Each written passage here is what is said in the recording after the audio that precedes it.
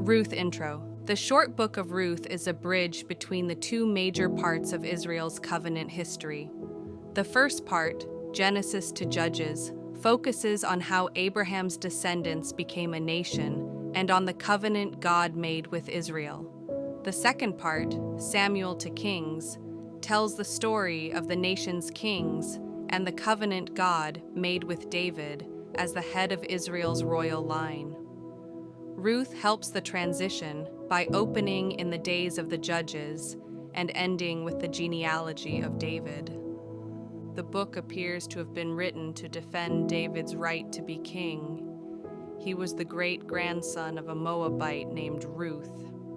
Because the people of Moab didn't help the Israelites when they came out of Egypt, the law didn't permit any descendant of a Moabite to join Israel, down to the 10th generation. If they couldn't even join the community, how could one of them serve as king? The book is set up like a drama or stage play. Each scene features a short introduction and then dialogue between the characters. The book ends with a 10-generation genealogy leading up to David. So the form of the book mirrors its purpose, which is to show that genuine faith was present in a woman from a nation whose descendants were normally excluded for 10 generations. The book also shows how God's purposes are accomplished in the world. God's good laws, allowing the poor to collect grain in the fields, His providence over events, and the personal kindness of people all combine to help the story find a redemptive conclusion. Ruth 1. Naomi loses her husband and sons. 1. In the days when the judges ruled, there was a famine in the land. So a man from Bethlehem in Judah, together with his wife and 2 sons, went to live for a while in the country of Moab. 2. The man's name was Elimelech, his wife's name was Naomi, and the names of his 2 sons were Mahlon and Chilion. They were Ephrathites from Bethlehem, Judah. And they went to Moab and lived there. 3. Now Elimelech, Naomi's husband, died, and she was left with her 2 sons. 4. They married Moabite women, one named Orpah and the other Ruth. After they had lived there about 10 years, 5, both Mahlon and Chilion, also died, and Naomi was left without her 2 sons and her husband. Naomi and Ruth returned to Bethlehem. 6. When Naomi heard in Moab that the Lord had come to the aid of his people by providing food for them, she and her daughters-in-law prepared to return home from there. 7. With her 2 daughters-in-law, she left the place where she had been living and set out on the road that would take them back to the land of Judah. 8.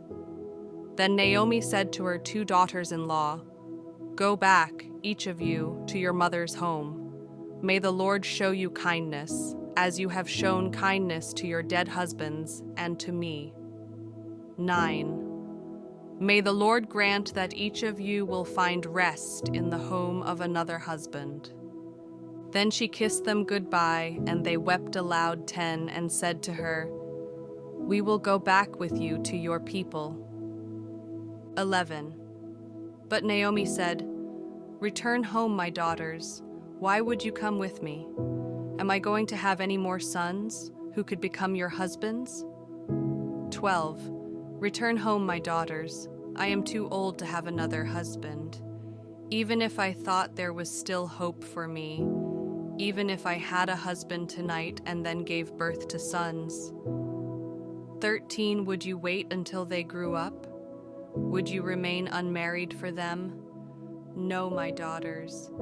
It is more bitter for me than for you, because the Lord's hand has turned against me. 14. At this they wept aloud again. Then Orpah kissed her mother-in-law goodbye, but Ruth clung to her. 15. Look, said Naomi, your sister-in-law is going back to her people and her gods. Go back with her. 16. But Ruth replied, "Don't urge me to leave you or to turn back from you. Where you go, I will go, and where you stay, I will stay. Your people will be my people, and your God, my God." 17. Where you die, I will die, and there I will be buried. May the Lord deal with me, be it ever so severely, if even death separates you and me. 18. When Naomi realized that Ruth was determined to go with her, she stopped urging her. 19. So the two women went on until they came to Bethlehem. When they arrived in Bethlehem, the whole town was stirred because of them, and the women exclaimed, "Can this be Naomi?" 20. "Don't call me Naomi," she told them. "Call me Mara, because the Almighty has made my life very bitter. 21 I went away full, but the Lord has brought me back empty. Why call me Naomi? The Lord has afflicted me. The Almighty has brought misfortune upon me." 22. So Naomi returned from Moab, accompanied by Ruth the Moabite, her daughter-in-law, arriving in Bethlehem as the barley harvest was beginning. Ruth 2. Ruth meets Boaz in the grain field. 1. Now Naomi had a relative on her husband's side, a man of standing from the clan of Elimelech, whose name was Boaz. 2.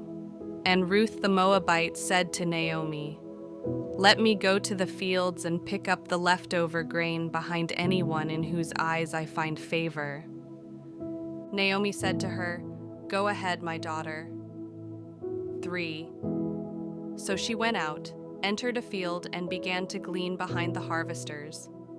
As it turned out, she was working in a field belonging to Boaz, who was from the clan of Elimelech. 4. Just then, Boaz arrived from Bethlehem and greeted the harvesters. "The Lord be with you."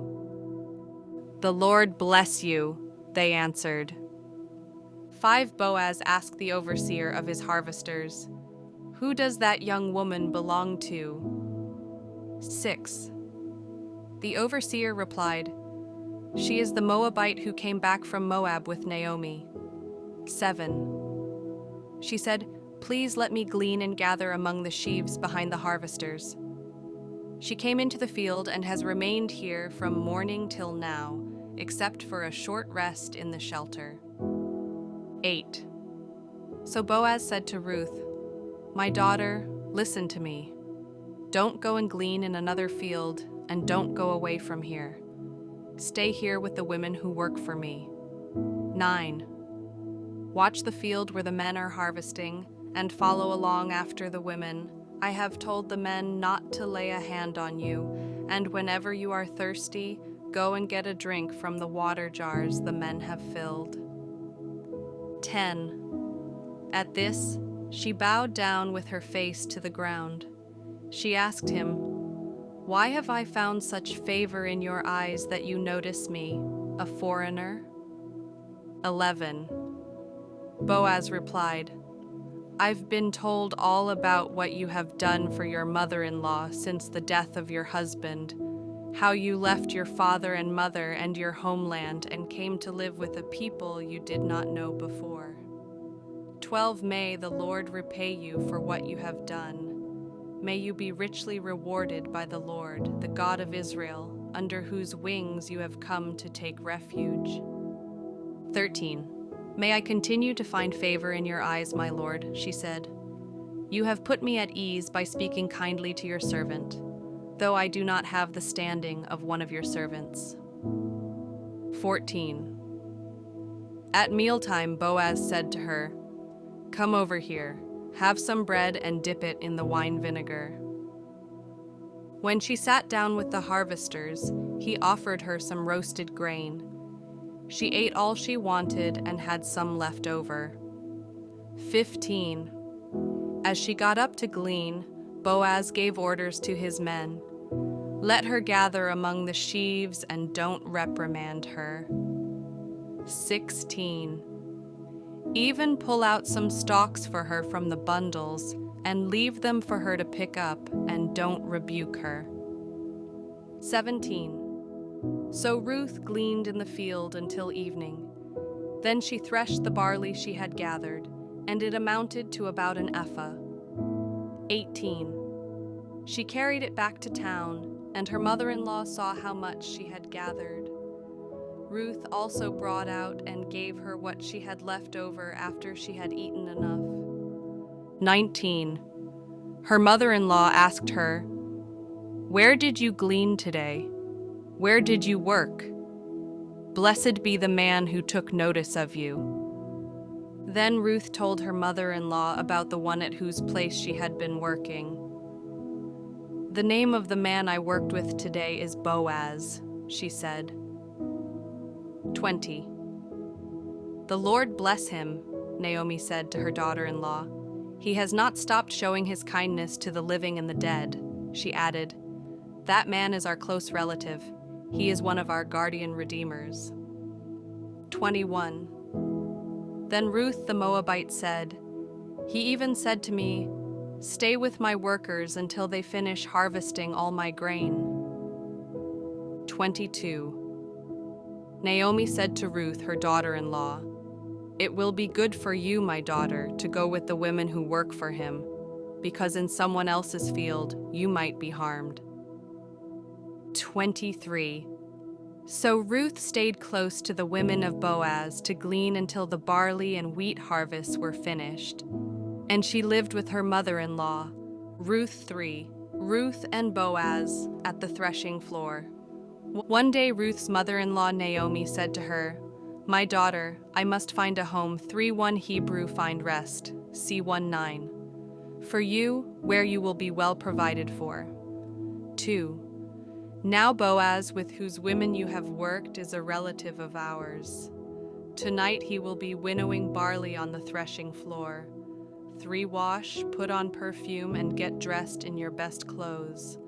Then go down to the threshing floor, but don't let him know you are there until he has finished eating and drinking. 4. When he lies down, note the place where he is lying.